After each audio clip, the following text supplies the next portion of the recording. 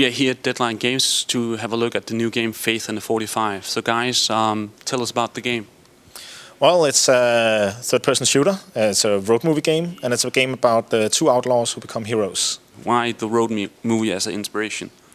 Well, we have always at Deadline Games made movies or games about movies, you can say. We had for Total Overdose, it was the Rodriguez movies, these crazy movies. Back in the days, we were inspired by thrillers and we did adventure games, and this time it's the road movie genre, which we think is quite appropriate for games actually. The road movies are linear in nature, and that's the same with the shooter. We're just taking it some steps further and also placing it where the American classic road movies are in the Midwest.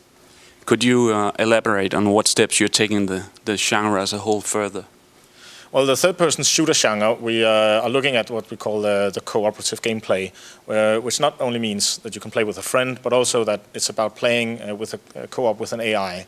And this we're taking in a direction where we want the AI to feel as a real character. So it's non-scripted AI, and it's a character that you will care for. So it's Ruby here. So we're taking a lot of steps to make sure that she will stand out and that the player will feel that she's really somebody I want to play along with. The core game is thought as a single-player game, but we're doing everything to make sure that design works for co-op as well. That means that at any point you can pick up the controller and your friend can jump in, play Ruby for a while, and then jump out again, and it works also online. So tell us a bit about the story behind the game. Well, the story is that you start out as two outlaws, and you get involved in this kind of grand story with there's a guy called John Mammon.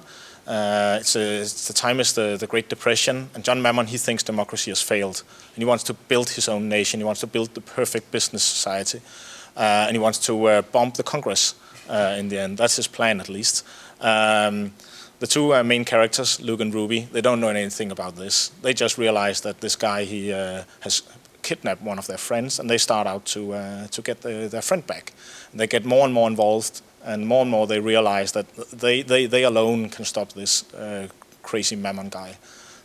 So it starts out as a personal thing, but it changes into something that is beyond them. So from what we've seen of the game so far, it seems very much that you want to flesh out these two characters, that this is really these characters' voyage that we're playing.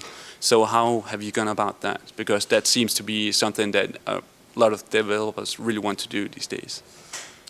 Yeah, well, we first of all, pretty obvious, most of the people who've read about this have guessed that we got inspiration from Bonnie and Clyde as the starting ground for these characters. Then, of course, they have evolved on their own. And we use a lot of time to find out how can we create deeper layers on these characters to peel off during the story. And there will be personal stories inside the overall plot, so to speak. You could say that it's quite rare that you actually play with the love of your life. It's often implied in games that there is a flirt going on between a male and a female main character, but here actually we start out as being an established couple, and that can really put the player in a situation or in situations that you don't often see in games. We've seen a lot of really strong action third-person shooter games last couple of years.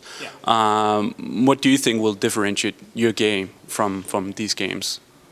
Well, two things. The first thing being that you play alongside a girl. That's definitely one major difference. The other is the whole premise, the setting for the game, the 1930s Depression era, and the road movie feeling of it. That's the two major differentiations from the other games. On a gameplay side, we don't try here to go out and be extremely innovative. As says, we have the new thing inside gameplay. We try to do something which is familiar and cool, but we twist it, of course, towards this setting and towards the girl you play around with. And we saw that you were able to give this girl like commandos.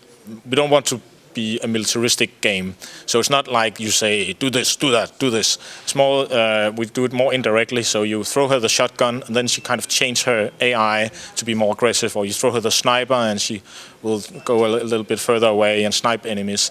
So it's more about indirect commands and not so militaristic, because we think that would be wrong in this game. It's not a military game.